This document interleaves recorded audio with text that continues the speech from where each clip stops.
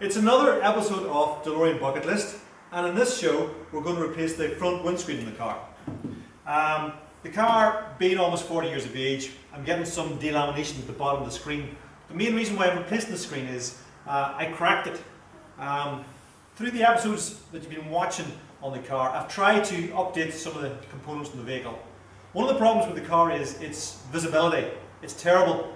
So what I did was I installed a LCD rear view mirror with a camera in the back of the car. Everything was done, everything was wired up, and just as I snapped the mirror into place, the windscreen cracked down the middle. So had to order a new replacement windscreen from a company in England. So today I'm going to show you how to replace that windscreen. We've removed the T-top from the car and we've removed the top panel. Only thing left is the two side trims, and that'll expose the windscreen for us. With the grub screws removed, we can go ahead and remove the trim. You can see here the earth wires that were installed at the factory. They help reduce static interference for the radio. FM signal is a meter long, so you can see here this is almost a meter long and would act as an antenna. So in order to diffuse that, the manufacturer installed ground wires, and that helped to cut down static. We're going to clean this all off, and then we'll get a piano wire and we're going to slice off the bonding for the windscreen. Now this is a specialty job, so I'll have a guy come in and actually cut out the windscreen and install a new windscreen for us.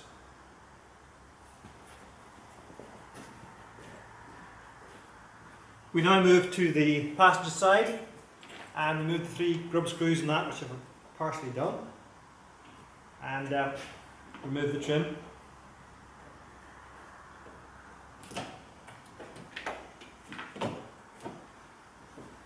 Sometimes it needs a little bit of help. That's it. And there's that ground strap, again to diffuse the signal for your radio. So that's it, pretty much ready. There's an adjuster plate here which will move back, and then go ahead and piano out the glass. So the bond is off the top of the windscreen. Seamus has cut that off, and now with that piano wire we're going to run the razor wire along the front bottom edge of the screen.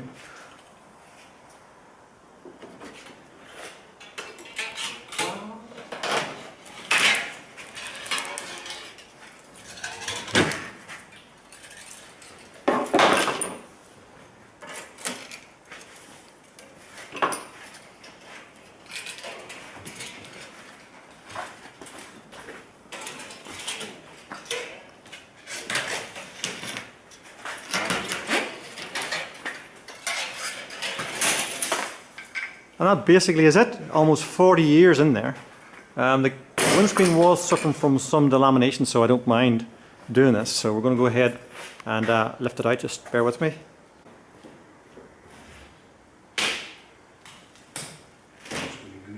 Yeah, and that's it. Windscreen out. A-pillar trim is an issue with our cars. It starts to come apart along here and peel back from the screen. You can see the manufacturers actually push the part of the trim in underneath the A-pillar and into the glass, which makes it almost impossible to repair. What you can do is take a Stanley blade, cut along here, remove your panel, retrim it and put it back in place, but you can see what happens here. This pulls away due to heat and makes it unsightly, so we're going to try and repair that before we put the screen back in.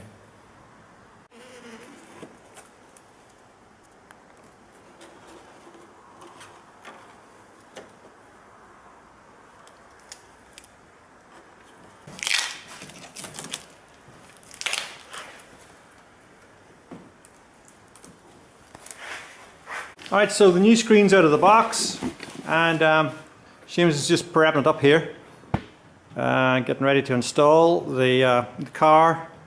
We've cleaned off all the old sealant, did a repair on the A-pillar trim, and we'll put a bond on that and then fit the screen. Seamus is putting a band around the windscreen for me. What that'll do is it'll just trim off the car a bit better, and you won't see any of the headliner button up against the screen or the A-pillar button up against the screen, so it just finishes it off that little bit nicer.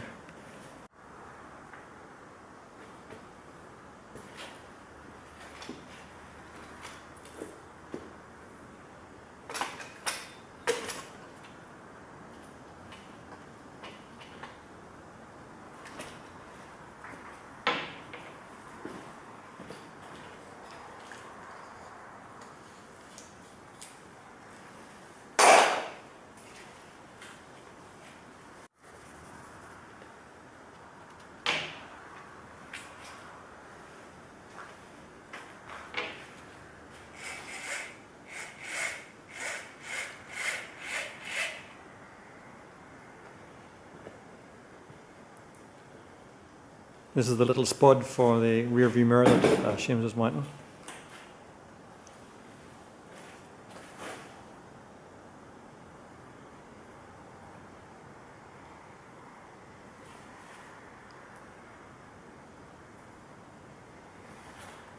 That's it, we'll let them set up and windscreen's good to go. So now Seamus is applying the bond on the body of the car.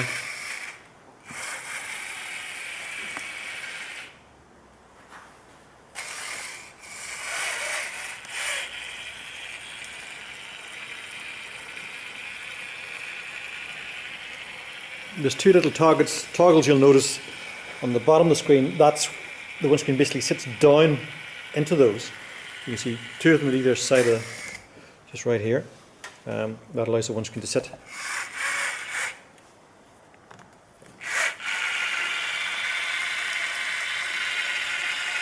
Screens on DeLoreans are notorious for leaking water, but with the new bonds that we have today, that eliminates that. The old glass gets brittle as it gets older as well, so there's a bit of flex in the new glass, so that'll all help with the car. That's one side done. This is now the driver's side. You can see the way it goes on. It's like a high lip, the way it's deployed out like a wall almost, and then the screen will drop down into that and push the sealant out.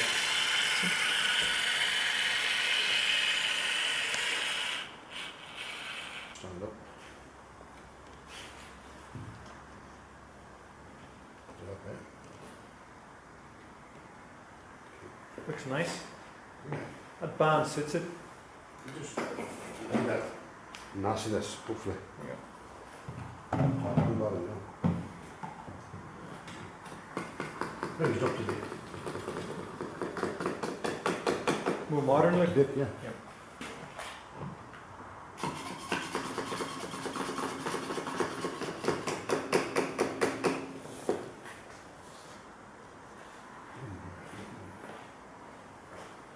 Be careful.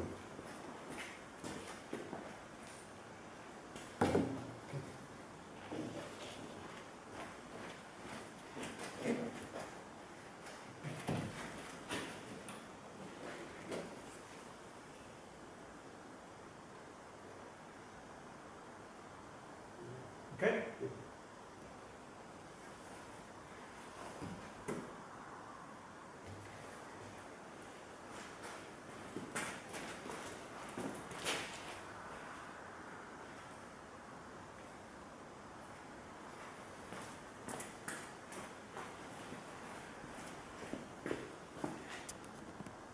Now that the screen's in, Seamus will just finalise lining it up.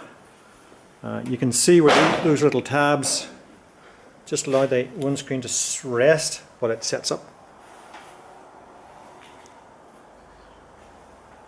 And that's the windscreen in.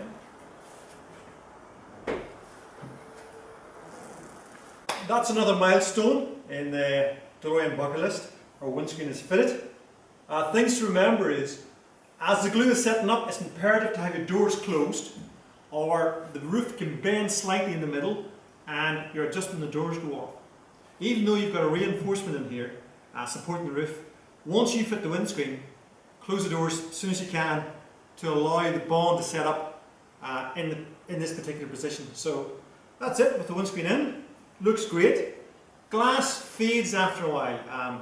The brown tone that was in the windscreen fades out. So this is a new screen. It's got that nice brown tone to it, and I think it definitely helps the look of the car. Until next time, where we'll be restoring the fascias on the car. Thanks for watching.